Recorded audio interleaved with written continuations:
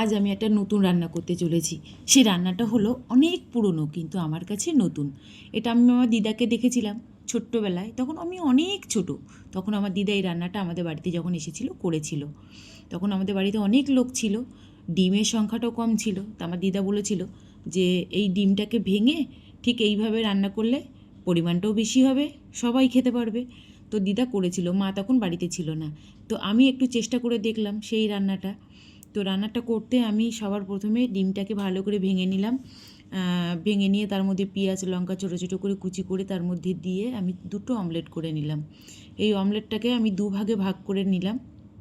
এবারে অমলেটটাকে ভেঙে আমি তুলে নিলাম।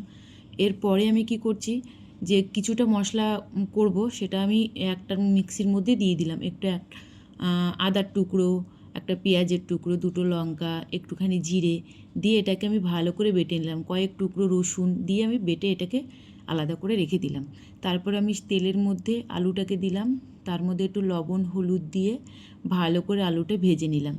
তার মধ্যেই আমি একটা পেঁয়াজের হাফ আমি কুচিয়ে রেখেছিলাম, সেটা আমি আলুর সঙ্গে দিয়ে দিলাম। তারপর দেখো সেই বাটা মশলাটা আমি এর সঙ্গে ঢেলে দিলাম, দিয়ে এটাকে ভালো করে কষিয়ে তারপর এটার মধ্যে সেই মশলা ধোয়া জলটা আমি এর মধ্যে দিয়ে দিলাম। এবার এটাকে আরেকটু ভালো করে কষাতে হবে যতক্ষণ না এর কাঁচা গন্ধটা চলে যায়, মশলার গন্ধটা। লঙ্কাটা মনে হচ্ছিল একটু কম হয়ে গেছে, যার কারণে আমি আরেকটু শুকনো লঙ্কা গুঁড়ো অ্যাড করলাম।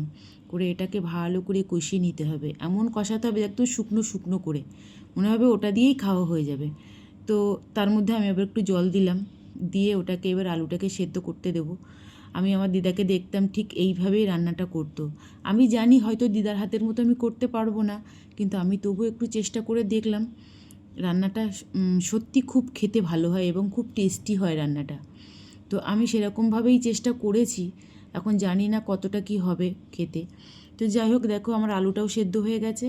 এবার এর মধ্যে ডিমের টুকরো দুটো দিয়ে আমি আরেকটু এটাকে ঢেকে রেখে দেবো, মোটামুটি ওই 30 সেকেন্ডের মতো রেখে ভালো করে যখন টকবক করে ফুটে এলো, এবার এটা একটু নেড়ে আর একটু দেখে নিলাম ঝোলটা কোন পরিমাণে আছে।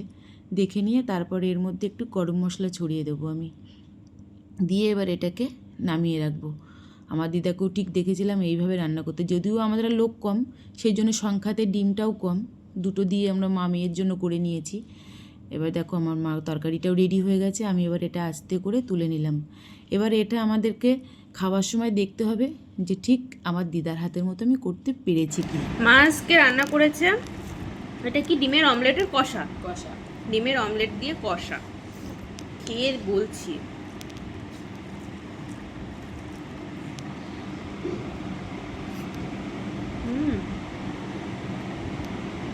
দারুণ খেতে হয়েছে,